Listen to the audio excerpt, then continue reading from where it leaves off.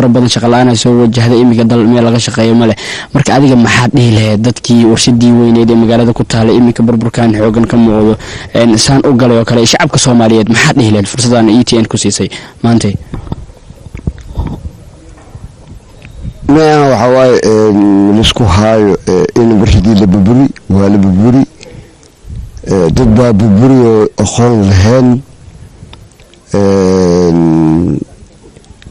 مد كلا أو قدرة وحواي إذا هدي أدم الله هذا ولا يا مارتي برشدان أدي تك واحد مرهور أهد ولا يا مارتي برشد عشري إن صار لكن نبض يكون حرنتاي laga yaabo warshada in dib loo soo cusboonaysiyo sidii hor laga dhigay hadii nabad la helo oo dawlo oo taam la helo waxaan wax ma ahan dadyaal badan shirkooyin badan sikin ku dhisaa warshadan ba FC Central quater aan as ay qadraaska waxa lagu soo jeeyo baarti duu aan laba sano aan soo gabagabay yaani inkastoo qarashkii xataa asbici Talyaaniga afar sano ee qadraaska oo farsiis isku dago laba sano aan soo gabagabay laba sanadii waxa qaatay ninkii dirto federaalaha meeha ka ahay baarti warshada kale iska yeelistay xagga waatahay daawadayaal waxa intaan ku soo afmeerina barnaamijkeeni gaarka ah inuu ku soo qaadanay sida warshadii hore isna Biaso imika aan ku suganahay barnaamijka waxa martii inoo waxa oo noo falanqeynayay sida warshadii isna Biaso ay ahayd markii hore iyo waliba imika waqti xadirkan u jeedaan sida ay tahay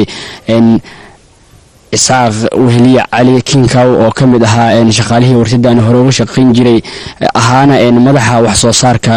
shirkadan isna Biaso tan kulantii dambe hadii Allah uu ogolaado inta ka horeysa waxaan idinku dhaafeynaa daawadayaal nabadgelyo mahadsanid shado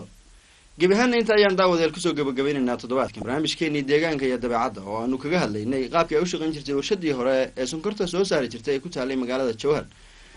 barnaamijka waxa inoo soo diyaariyay wariye Shadoor Xaaji Shadoor waxa gacan weyn ka geystay barnaamijka oo sidoo kale soo farsameeyay Cabdalla Cali Xuseen oo ah wakiilka telefishinka ETN xafiiska magaalada Muqdisho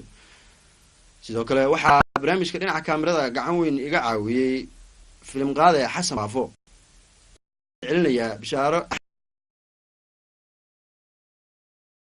ayaan kusoo gabagabeynaa barnaamijka tan iyo kulanti dambe nabadgelyo